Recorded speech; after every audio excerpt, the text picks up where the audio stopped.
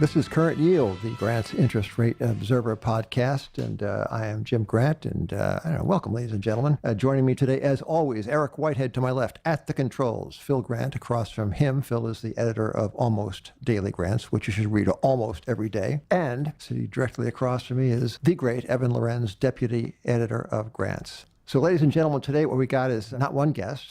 We haven't got any paid commercials, although you'll be hearing from our own John D'Alberto later on the necessity of subscribing to Grants. And so the plan is, Evan, and the plan is just keep talking till we say something smart, right? Yes. So we could be here for a long time. This could be a protracted episode of Grants podcast, the Current Yield podcast. Trial and error. Right, correct. So, but I want to start with something entirely substantive, which has to do with interest rates, such as they are. And text from which I preach today is a tweet.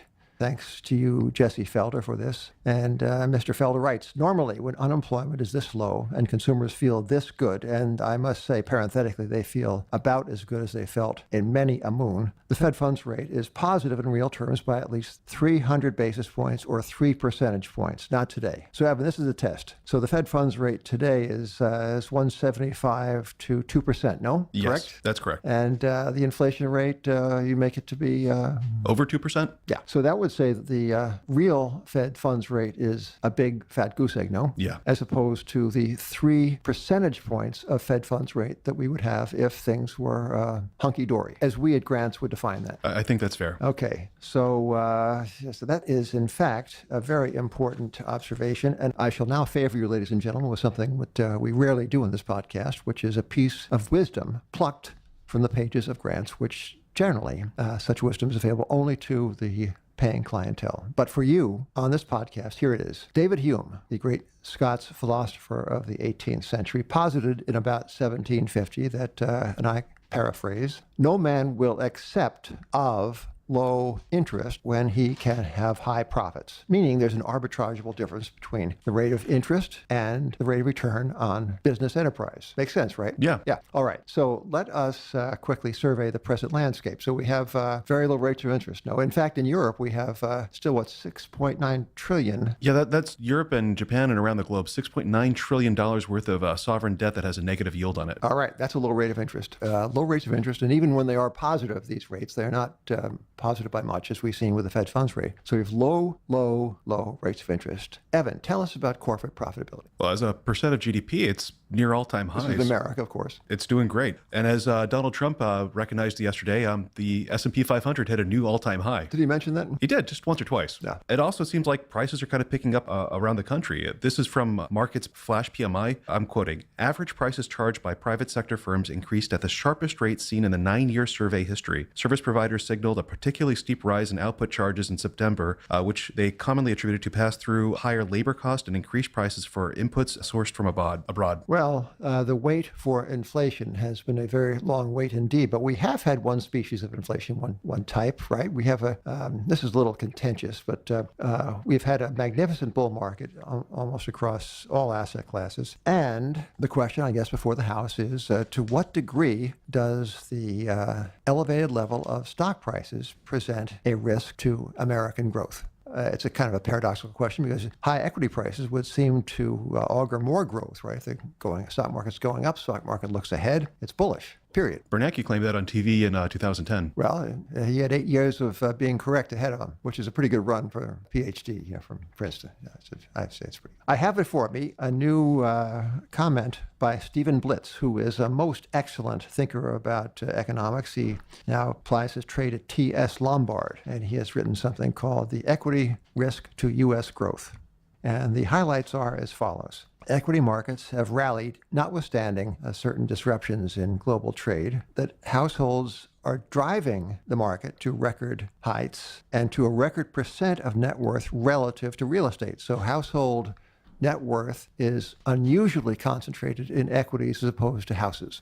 Point 3, non-financial corporations are using equities to reach near record leverage, that is, leverage as a percentage of cash. And 4, anyway, the 4 is speculation. But Evan, this would seem to kind of block the Fed in. In fact, Steve Blitz here kind of says that the Fed has got itself into an inflation trap. Meaning that it has to keep asset prices inflated. Yeah, he says, I think he said at one point, Steve, that the country can't afford a bear market. Hey, what do you make of this? I don't really buy it. For one, in terms of households' wealth being concentrated in equities, if you look at the distribution, there was a paper out by New York University economist Edward Wolf late last year that said the top 10% of households own something like 84% of all stocks. If you look at what the biggest component of wealth is for most, Americans, it's the house prices. So equity is very concentrated in kind of the well-to-do, and if that falls off, it's not really going to crash America. Two, Hoisington Asset Management's done a lot of work on this. The wealth effect, which is the idea that as your net worth increases because of paper gains, you'll spend more, is not really borne out by the evidence. If you look at academic papers that try to do surveys of this in the U.S. and other countries over the last couple of decades, the link between gains in paper wealth and consumer spending is pretty. Well, the fruit of QE was very slow in ripening, right? I mean, the stock market went up. It was at bottom 10, 11. It began to take off, and we've had some fabulous years. And only recently, with the accession of Vice President Pence, did I speak as an Indiana University alumnus? There you go. Yeah. All right. Pence doesn't get enough credit for this, nor, by the way, does the lovely Melania. But anywho, please help me here, Evan. The other thing I'd throw out there is the Fed is worried about whatever we're worried about at the time. So if you remember in late 2007, Gisele Bündchen, the supermodel, she demanded to be paid in euros, not dollars, because the dollar was crashing. And of course, everyone was negative on the US dollar. Top ticked it. And if you actually look at the Fed's minutes from the June 24th to 25th, 2008 meeting, this is 3 months after Bear Stearns was bailed out by the Fed in a JP Morgan, assisted sale. And this is 3 months before Lehman's going to fail. And then we're going to go through the worst financial crisis in the history. I'm going to read a little bit of what Governor Warsh said. Third, let me turn to inflation risk. Inflation risks, in my view, continue to predominate as the greater risk to the economy. This is right before we're about to go through the biggest deflationary recession. As everyone knows now. Yeah. As everyone knows now. I mean, in fairness to Kevin Warsh, he's generally on the side of the angels in these things. And I think what this excerpt you've read shows is kind of just the limitation of human foresight. And I think it is a one or two sentence condemnation, as this quotation, of the Fed's pretense at fine-tuning the economy through anticipating the next thing, because it is no better than the rest of us. In fact, I'm going to go out on a limb and say it's worse. It's worse than everybody else. Their crystal ball is about as good as ours, and they are worried about whatever we're worried about. So if we become worried about inflation, they'll be worried about inflation. Right. Okay. Oh, speaking of inflation, as you were, Evan, I now have, we're reading from text today, and I have in front of me a fabulous new study. It's called The History and Future of Inflation. This is a big fat report by Deutsche Bank Research. This is a major thought piece by Deutsche Bank. And Phil, you handed this to me, and I can't, I'm going to have to. I think the stat about UK housing, which goes back to. So here is what Deutsche Bank has to say about long-term inflation and the age of inflation in which we still happen to live. Don't even look, because I got this. All right, so Deutsche Bank says that the longest series of asset prices extant is that of UK house prices. It goes back to the 13th century. And the findings are that the prices of houses in the United Kingdom went up 0.4% a year on average from about 1250 to 1939. Then something happened. What might that be? What might that something be? Well, let's see. The Deutsche Bank analysts talk about a demographic shift. I would say there's a monetary shift as well. In any case, what happens after 1939 is that house prices in the UK went up at an average of 8% a year. A terrific discontinuity with what preceded it. Well, what preceded 1939? It was, for the most part, ages and ages of the precious metals being the base and the money itself. So Britain goes off the gold standard. 1914 comes back on in 1925, finds the rate of exchange to be intolerable, goes off for good. 1931, 8 years later comes World War II, the triumph of John Maynard Keynes in about that period, and lo and behold, something different, something very discontinuous happens in our monetary and interest rate affairs. So anyway, this report by Deutsche Bank puts this in wonderful perspective.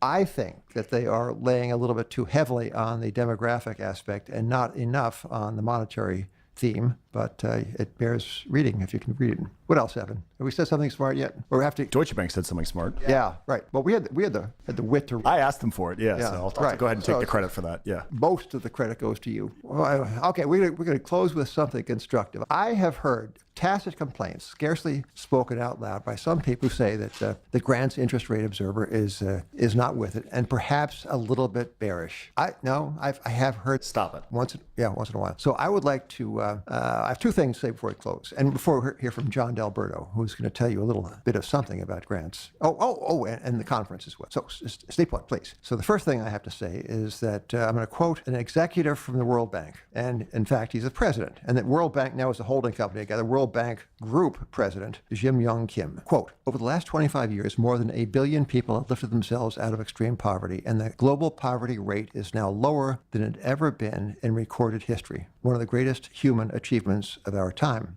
So, from time to time in our pages, we have observed that interest rates are the lowest they have been in 3,000 years. That's a fact according to Dick Silla, the co-author of The History of Interest Rates, 2000 BC to the Present. And people say, lots of things are the first in 3,000 years, right? The eradication of so much of extreme poverty is new. The iPhone's new. The hospital for special surgery is new, first in 3,000 years. So the question is this age of inflation and ultra-low interest rates, medicated central banking, doctored interest rates, is this part of this improvement, or is this just another darn cycle in the human and especially governmental propensity to mess up money? Leave that hanging. Now, that's a question. And ladies and gentlemen, we solicit your questions. And Eric Whitehead gave me this prompt before. It's Eric, look at me and tell me where the people send their questions. See, that's the voice of Eric Whitehead. Podcast at grantspub.com. Now, you ordinarily know Eric as the well-traveled Eric Whitehead who takes vacations in the most peculiar places, but here he has spoken. He's a native English speaker. So thank you, Eric. Thanks for that. And what else do we have to say? So we got optimism, invitations to query us. Oh, the conference coming up on October 9th is not just any conference. Eric, would you care to say something else? Would you care to say, and how? A little bit more spirit would be welcomed, Eric. I'll help. And how? This is the best conference ever. 35th anniversary. And what is new as of the past week is the announcement, which I happen to make, that the conference will conclude with a champagne toast to the readers of Grants. So you get to hear Stan Druckenmiller, Jim Bianco, Eddie Chancellor, Francine McKenna. The whole lineup is fabulous. And I have some inside baseball news on this conference as well. And then I kept on pestering Bill Ackman for a title for his remarks. And he, it was like he was composing a sonnet. I said, Bill, how about, because he's going to have a new idea. He's going to unveil a new investment idea for the attendees, and nobody can get it except for the attendees. No, and I don't care whether you get it on Twitter; it won't be the same. So I said, Bill, how about we title your remarks "A New Idea"? You know what he said? He said, fine. It's descriptive. Yeah, so that was that. That concluded that bit of man drama with regard to the conference. Good job. So we'll see you there on October 9th. And so thank you for listening, ladies and gentlemen. And the next voice you will hear will be the professional speaking voice of John D'Alberto. He's been with us for 50 years? About 50. The time flies. We're having fun. Yeah. And John will tell you about some of the features of grants you may not be aware of, and another reason to subscribe to this thing. All right. So Eric, thank you. And by the way, just keep talking, Eric, because that was great. Phil, thank you. Evan, till next time. And ladies and gentlemen, thank you especially. Talk to you soon. Well, ladies and gentlemen, a word from our sponsor. And our sponsor in this case is John D'Alberto. Actually, he's an employee of Grants. He's the person who calls you from time to time to thank you for subscribing, to urge you to renew, like that. So John has been with us for a long time, and he knows what you might be missing if you've not signed on to the Grants Pub website. So John, please tell the paid-up subscribers what to do. It's very simple. Just click the login button on the upper right-hand corner of our website, grantspub.com, click register, and enter your email address and password. And if you want to be notified when the issue is published every other week, sign up for the Grants Dispatch, also on the homepage. An email will let you know as soon as we publish every other Wednesday. So start there. It's fabulous, right? What a package of goods. Exactly. Yeah. Well, John, is it true? I gather it's true that we have many who have not registered, even though they've paid for the whole shooting match. That is correct. Well, we'll do it, yeah. Okay. And also, while they're at it, they can sign up for, almost daily grants, which is yours for the asking. Exactly. There are other features on the website that we'll cover in the future. Yeah, they can come to the conference too, right?